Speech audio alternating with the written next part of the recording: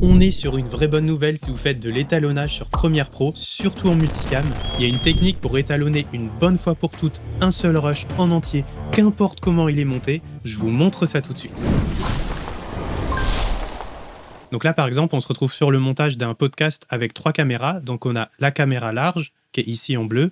Par-dessus, sur la piste 2, on a la caméra de Kevin. Et sur la piste 3, on a la caméra de Thibaut. Donc la technique de base pour étalonner sur Premiere Pro, c'est de mettre un calque ici par-dessus qu'on appelle colorimétrie. Et sur ce calque, on vient dans les options d'effet, on ajoute une couleur lumétrie.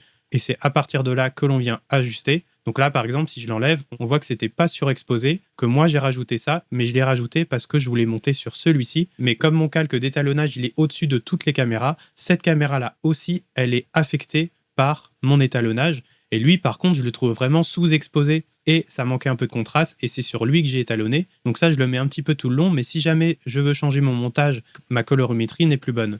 Donc l'astuce, c'est d'aller étalonner le plan directement en son fort intérieur, indépendamment des calques de colorimétrie au-dessus, et comme ça, il sera ajusté une bonne fois pour toutes dans l'entièreté de votre montage, et vous pouvez même faire ça après, une fois que le montage est déjà fait, et venir le corriger, et instantanément, tout sera corrigé. Donc pour ce faire, vous allez sélectionner votre rush entier à étalonner, et là, vous voyez que vous êtes dans la séquence de montage intro Nico V1, qui est bien celle-ci, mais à côté, vous avez l'onglet de source. Donc là, on est dans la source, et c'est le rush en entier, les 1h30 de blabla, avec tout ça. Un problème de flicker d'ailleurs. Donc là, je reviens sur mon petit passage, et là, c'est directement dans cet espace source, et pas dans la séquence, que je viens appliquer mon effet lumétrie, que j'ai mis en favori au passage. Hop, je l'applique sur la source. Donc là, pour que ce soit très clair, je vais mettre une température terrible, genre ça. Et là, si je reviens sur mon montage, je vois que si jamais je me promène et que je cherche un nouveau plan large, on voit qu'il a aussi étalonné le plan suivant. Si je reviens en arrière, ici aussi, on voit que ça l'a étalonné.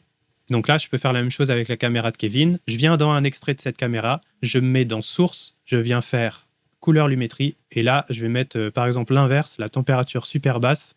Et là, on voit que dès que c'est Kevin, c'est très très bleu. Dès qu'on vient sur le plan large, c'est très très rouge. Ça veut dire qu'on peut ajuster indépendamment les sources des caméras. Ça se met automatiquement à jour dans notre montage.